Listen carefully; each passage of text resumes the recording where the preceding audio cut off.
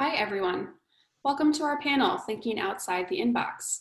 We want to thank the DLF and DigiPrez conference organizers for making this event possible, and thank you for joining us. This panel will have 4 speakers discussing projects related to new developments in email archiving. Each project is collaborative in nature, either connecting partners across multiple institutions or encouraging email archiving community connections. Each project also has an eye towards sustainability in community and technology. If you're watching this in line with the schedule, we will be on Slack to answer any questions. Next slide. First up, you will hear from me about recent developments with the ePad project.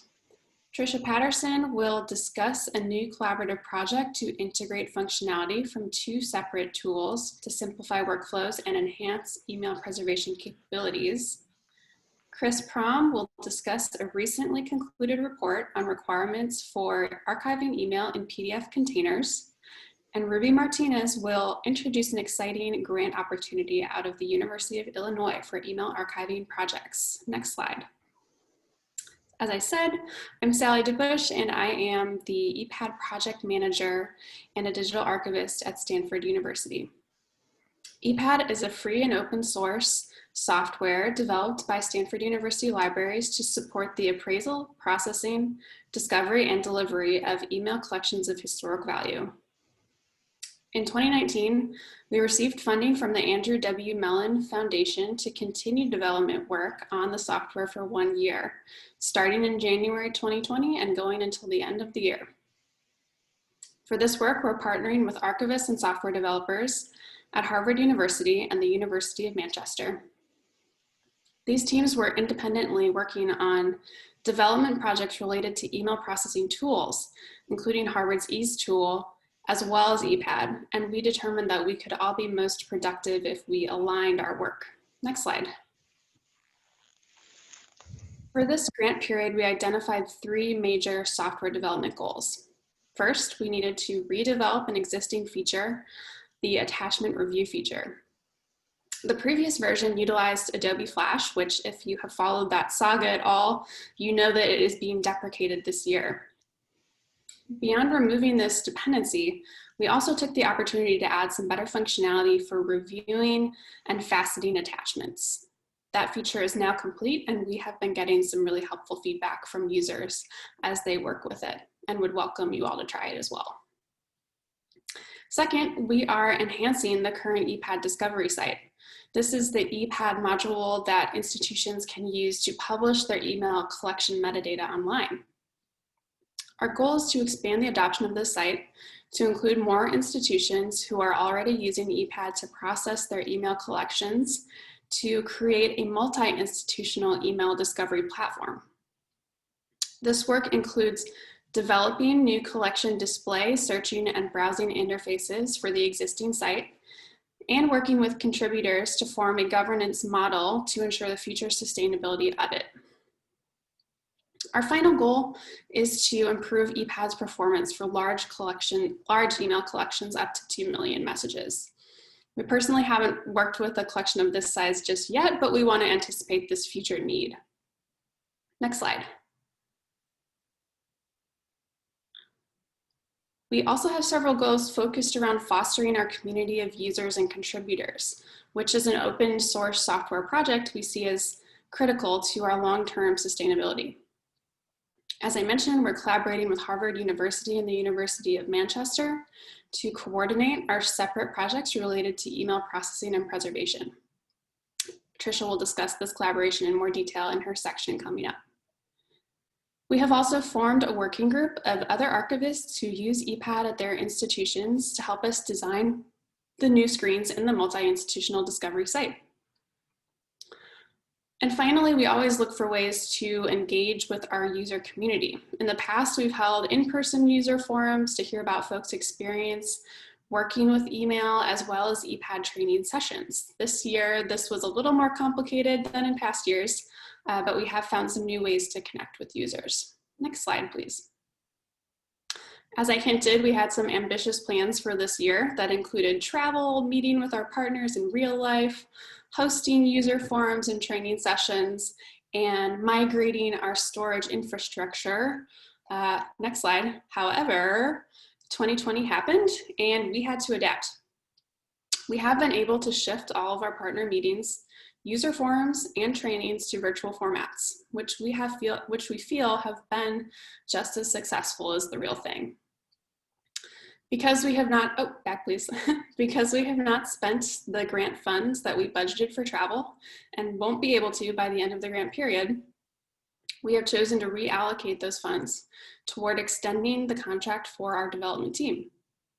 This will allow us to do some further refinement of our work, or maybe even take on a few additional development tasks. Although we really miss seeing everyone in person, we feel that this is actually a great outcome and believe it will really benefit the project. We also had to reassess one of our goals. As part of our work to develop EPAD's discovery site to support multi-institutional collection hosting, we had planned to move the collection metadata as well as the EPAD application that serves the site from the local Stanford server that we have been using thus far to a commercial cloud storage service.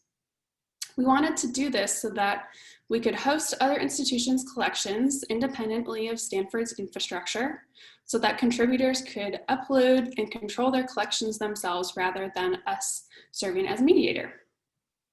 Over the course of planning for this migration, and as we saw the global economic dip unfold, it became clear from discussions with our discovery working group that partners were not confident that they could contribute to the operating costs of this service amidst the budgetary restrictions that we are all now facing. Because of these considerations, we've opted to retain our current storage for now and will mediate our other institutions' transfer of their collections to us to host. It may not be our preferred solution, but it does accomplish our fundamental goal to allow other institutions to make their email collection metadata available to researchers. And we do still plan to make this migration in the future when it becomes feasible. And we know that we will benefit from the research and planning that we have already done when it comes to that point. So for all of the curveballs that this year has thrown us, we have found that focusing on the core goals of the project, remaining flexible in how we meet them, and getting a little creative along the way has been key in meeting our goals. With that, I will turn it over to Tricia, so thank you.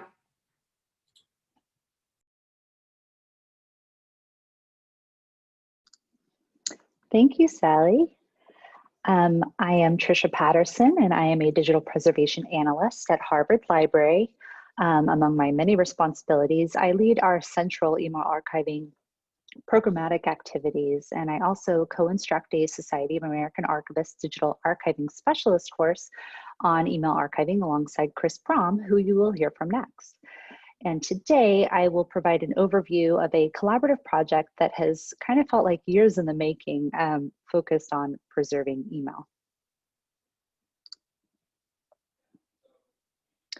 So first I'll kind of set the stage to clarify the years in the making comment. Back in 2009, a little over a decade now, Harvard Library developed a homegrown system called EASE, and there's a screenshot of the interface up here, to support the processing and preservation of email records. While it's been utilized at Harvard, it isn't open source, and it was challenging for it to interoperate with complementary systems if a user wanted to perform appraisal or discovery with something else, but use EASE for processing and preservation. In 2017-2018, Harvard participated in a highly collaborative task force on technical approaches for email archives to produce the Future of Email Archives report, which is here on the right. And the link is on this slide if you want to read it. It's highly informative. One of the direct recommendations out of this report was to sustain and integrate existing email archiving tools. So Harvard Library identified email archiving as a programmatic priority, being critical to records management and special collections, and decided to redeploy EASE as an open source software as a first step towards being more interoperable with tools like EPAD, Darkmail, Tomes, and others. And in late 2019, we partnered with the Stanford EPAD team as part of the grant that Sally just discussed. And our priorities going into this partnership were really just to align our development roadmaps. We liked a lot of what each tool offered, And we weren't looking to compete for resources. We really just wanted them to be optimally interoperable so that someone processing an email corpus could utilize each tool for what it performed best. But as we set about refining the functional requirements for this open source redeployment, it became overwhelming to retroactively abstract out all of the Harvardisms from this homegrown tool. And what felt like the proverbial straw on the camel's back was the onset of, the current pandemic and all of the things that have cropped up in 2020.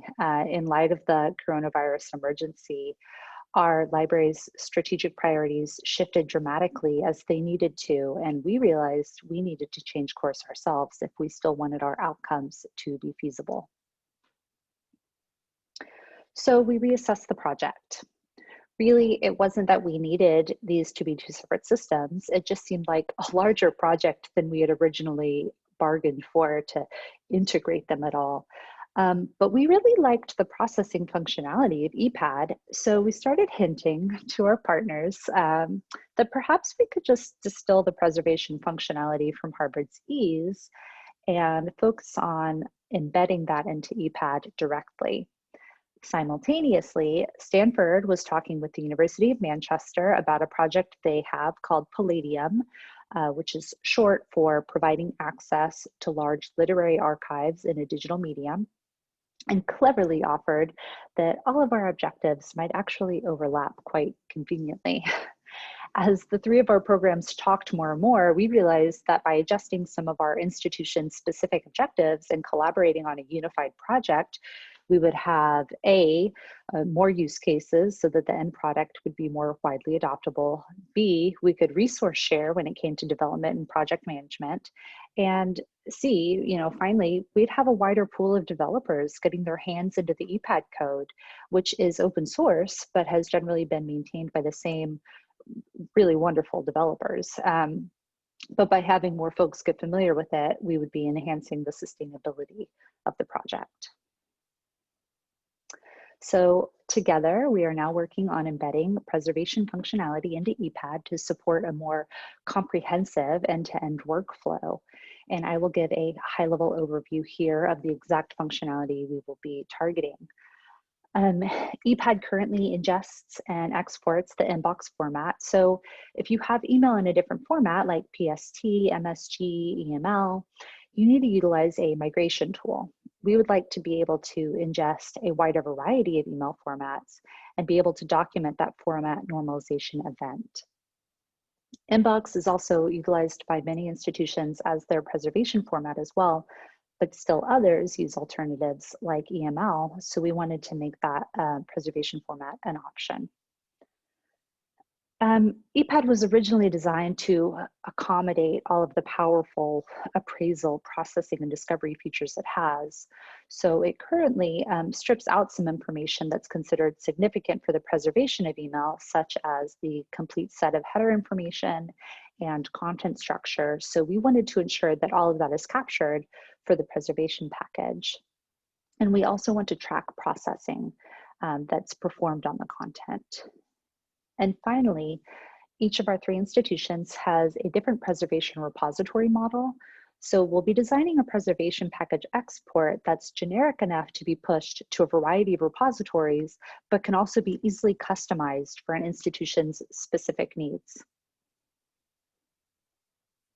I want to do a quick call out to the main project partners that have been working on this so far, our Harvard team, the University of Manchester team, and of course the Stanford ePad team, as well as the developers at Amuse Labs, who were the original and current ongoing ePad developers as well. We feel it's really important to keep them in the fold as other developers start digging around in the ePad code, because they possess all of the knowledge about the background of the project and reasons why some architectural decisions have been made. So by utilizing their expertise, we can enhance the sustainability of the code while making sure code additions are well aligned with their intentions, especially if they continue to make major code contributions. So we've applied for a grant. We'll hear back about that before the next calendar year. But in general, we're really excited and optimistic about how all of this came together.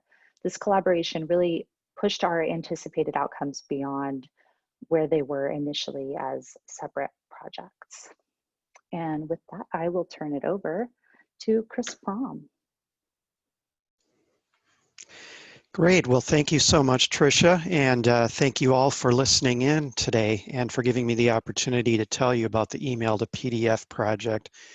I'd like to start by looking at some of the challenges with email archiving generally, just to give a little bit of context for this project.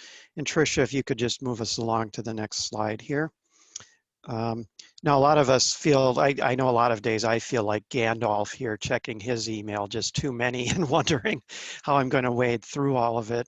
So one, as we know, is simply the bulk of email. But more generally, some of the biggest challenges come around capture. How specifically should emails be captured within particular workflows? What are the preferred preservation and access formats? How should we preserve them? How can metadata be supported? And what's the appropriate container formats for email? So a variety of projects have sprung up over the years to address these issues, and both EPAD and EASE are two of those, and are solutions that are good for quite a few circumstances, but not all. And so email to PDF is a project that we're looking at as complementary to some of the existing work that's taking place. Next slide, please. So what I'd like to describe today is a project called Conversion Criteria and Requirements for Archiving Email into PDF Containers. This work was funded by the Andrew W. Mellon Foundation. My home institution, the University of Illinois, is lead on the project. And it really was initiated as an opportunity to study and report on the possibilities of using PDF, both as a technical solution and as a standards and vendor ecosystem to support email archiving efforts. The copy of our draft report is available. The URL is provided on your screen here. And today, in the brief time that we have available, I'd like to give just a little bit of background on the report, as well as describe a little bit of the substance thereof. Next slide, please. I'd like to give a shout out here to the email and PDF working group members who are shown on this screen. One thing to point out is the group here is drawn from the email archiving community and the records management and archives community generally. It also includes some industry representatives and representatives from the PDF Association. So as mentioned, all of the projects that we're describing today are highly collaborative in nature and aimed at building communities. In this case, communities that exist not only within the archives world and in the digital preservation world, but within the vendor community as well, via the collaborations that are facilitated with the PDF Association. Next slide, please. So just to back up a little bit, if you look at the Future of Email Archive report with which Tricia referenced, there are some high impact recommendations in that report. I've highlighted 4 of those actually that apply specifically to this email archiving and PDF option. And the report recommends that we improve options for PDF and email archiving, develop email self-archiving tools, sustain and integrate existing tools, and then develop standards. Email to PDF speaks to all of those because people are already doing a lot of printing of email to PDF, and because there are ways in which PDF can be integrated into existing email workflows. Next slide. So all of that said, I'd like to deal with kind of the elephant in the room, which is why would you want to convert email to PDF? I'll confess that when I was first asked to be involved in this project, I myself had this same question. Why should PDF be considered as an appropriate option for email archiving? Don't we already have other options on hand? And of course we do, through use of formats like Mbox, through projects like EPAD and EASE and others. So I'd like to just kind of address that question head on to get us started here. Overall, the project goals that we have here are to complement other email archiving options. So if you look at some of the workflows that exist, there are particular points in time, for instance, where it's very useful to provide a representation of the email in a container that's easily viewable and renderable. PDF meets that need. Um, Also, the project goals include just providing that rationale for transforming email messages, folders, and accounts into these PDF packages, and then describing the specific ways in which one or many email messages can be incorporated into an email archive using PDF container. So if we can look at some of at the next slide here, I can go into a little bit more detail. One of the other reasons to consider email or PDF as an email archiving option for PDF is quite simply that the core standards that we now use for email, in other words, MBOX and EML, really were designed mainly for the sending of emails. They weren't intended to be storage, capture, or representation formats. So while we've subbed them in and we use them in some ways very quite well for email storage, they're not ideally situated for that purpose. They can be improved on in two ways. More information about the email archive package can be captured at the time in which a PDF container is created and the context. And you can also improve the quality and usability of the exported email by building in a round trip feature and ways in which header information in particular can be incorporated into the package as structured metadata. Next slide, please. In addition to that, PDF is a technology that we're all very familiar with. It has a huge existing market and use. Almost every device, every computer has built-in PDF rendering tools. Web browsers have built-in PDF rendering tools. You know, handheld devices do as well. And there's also a very robust market for producing PDF files. In addition to that, PDF has a very strong ecosystem built around it, consisting of over 160 or so companies or vendors that belong to the nonprofit PDF Association. As a result, basic viewing and creation of PDF files is almost universally supported from a variety of existing technologies.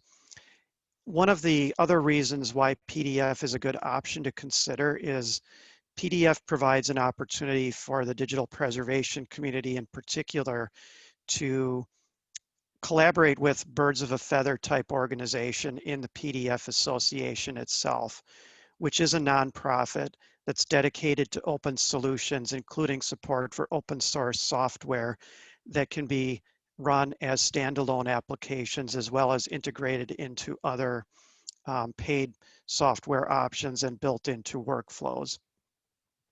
Finally, PDF does provide a technical fit to the requirements for email archiving, particularly because the next generation of PDF standards has support for technically complex containers, such as the types of foldering and other organization that you see in email collections, as well as XMP metadata, the inclusion of attachments and other linked content and so forth.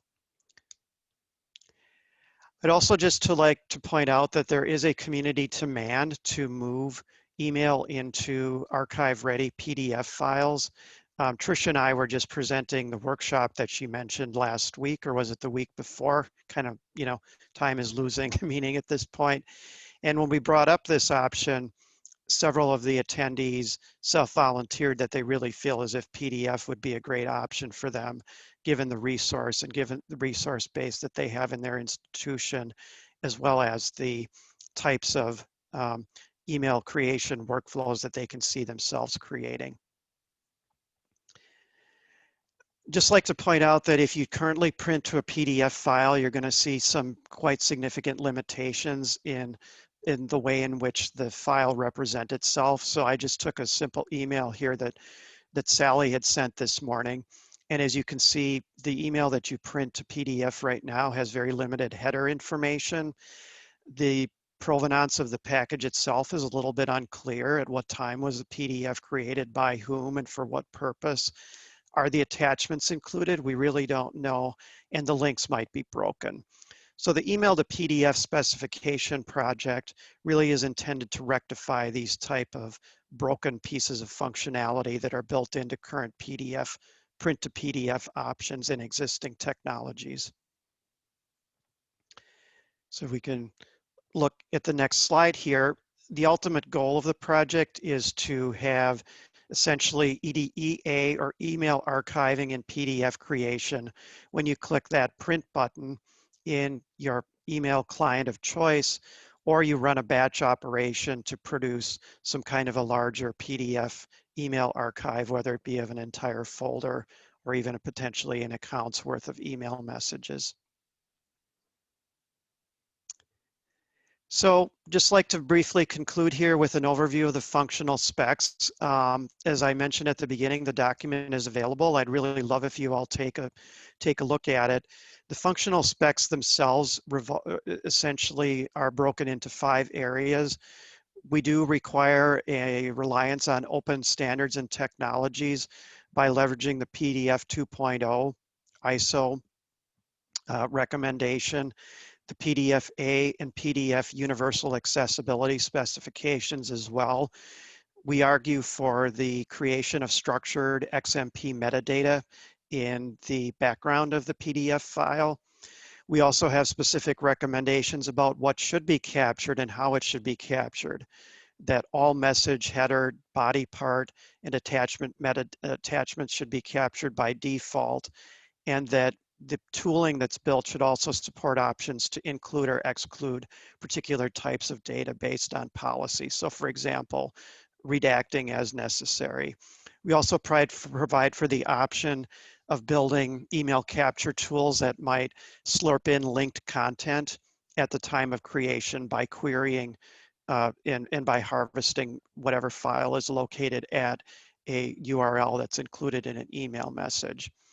We also have some recommendations around how email archiving in PDF packages should be described, requiring that the package as a whole include descriptive metadata, that provenance around the creation of the package be tracked, and that the packages be digitally signed so that it's absolutely clear what process or what person created the package and at what point in time, providing that level of authenticity tracking. In the chain of custody there. Also some recommendations around how to represent metadata.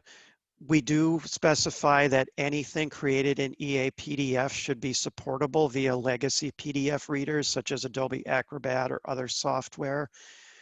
In addition to that, we specify what would be an ideal core representation of an email archive and PDF collection and the searchability of that collection. I won't go into a lot of detail here.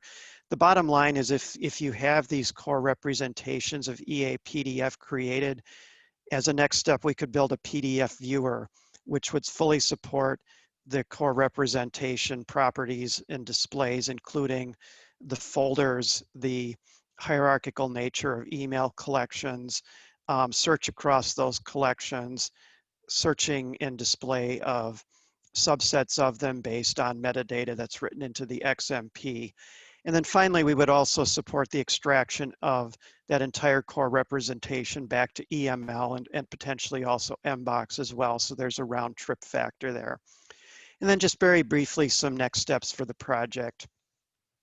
As I noted, this is a report that we've published, and we're looking to phase 2 at this point, which means cultivating partnerships both in the PDF Association and its members. I'll actually be addressing the PDF Association at their PDF Fest about 2 weeks out from now. Really where we're hoping to go next is to a proof of concept and an implementation reference model, which includes both tooling in an open source library, as well as a detailed specification and reference model. As a first step, I have submitted an IMLS National Leadership Grant proposal, which I'm waiting to hear back on, with the title EA PDF from Initial Spec to Community of Practice. Essentially what this means is development of an MVP minimum viable product, email to PDF writer, and extractor and associated documentation.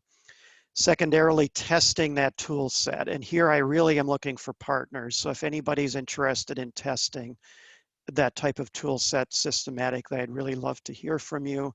And then based on that testing, writing some use cases and a detailed functional specification for a complete open source writer, extractor, and viewer application. Thanks everyone. I'm going to turn things over to Ruby here, who'll describe another email to not email to PDF project, but the email archives building capacity and community project.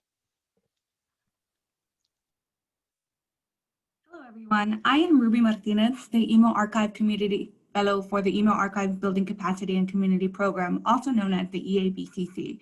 I have been working alongside Chris, the principal investigator of this program, for the past 8 months. As you have heard, there are many developments in archiving email, and while there are several programs following up on previous literature, there is still a need for progress in preserving email across a wider range of institutions. On the following slide, it's a preview of our project website where you can find important details about the EABCC program. On this website, you can find information on how to submit a proposal, program updates, and some more general information. You can access this by searching Email Archive Building Capacity and Community on Google. Now for some key facts about the program. The EABCC is a 4-year program seeking to build email archiving capacity in archives, libraries, and museums.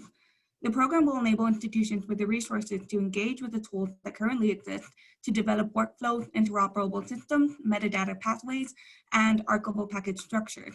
With 2 rounds of funding, it will support projects that implement recommendations specifically from the Future of Email Archive report mentioned by Tricia and Chris's earlier segments, and of course, new ideas. In addition, results from said projects will be shared in forums that will help others build a similar capacity to preserve email. We are currently in the selection period for the first round of applications. Prior to this, we hosted webinars with detailed information on how to apply and provided pre-submission feedback to a number of potential applicants, a process we will be doing again for the second round of funding. The pre-submission feedback process allows us to be more involved by sharing with proposers how their narrative is shaping before the final submission deadline. The second round of funding begins as early as January 2021. Chris and I are available for questions or consults for potential applicants who wish to submit a proposal in the second round. I will be providing more information on that later.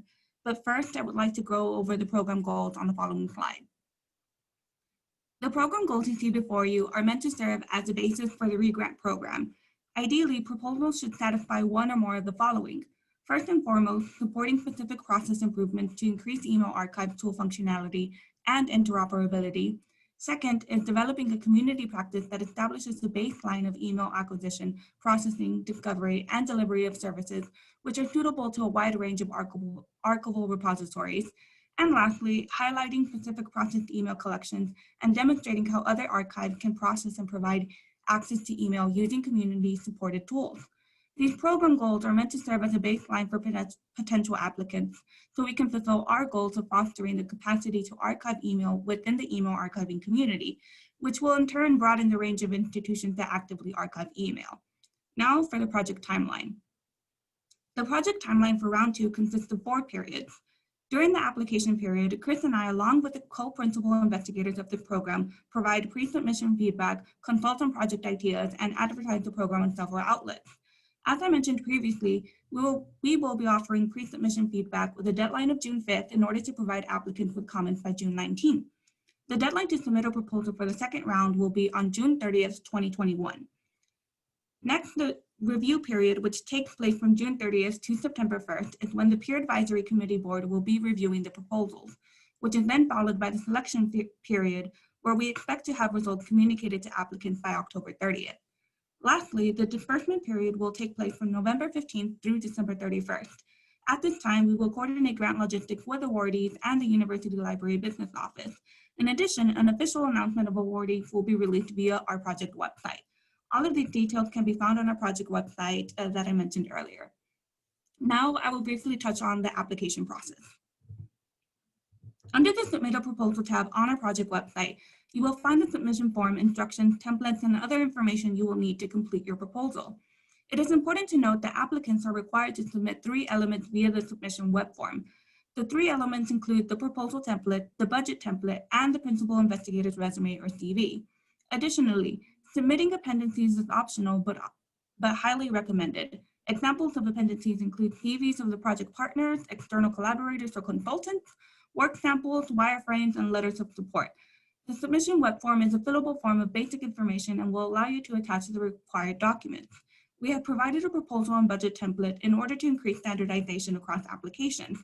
This makes the review process simpler for our peer advisory committee. Additionally, we provided detailed instructions for proposal preparation if you are unfamiliar with certain aspects. As you can see on the next slide, the proposal template consists of the project rationale, description of work, and the budget narrative. The primary criteria the peer advisory board will be reviewing are the proposed activities and rationale, work plan and schedule, outcomes and dissemination, and sustainability, which are highlighted in yellow. You can stay updated on the project by reviewing the news and updates tab, where you can find announcements or newsletters.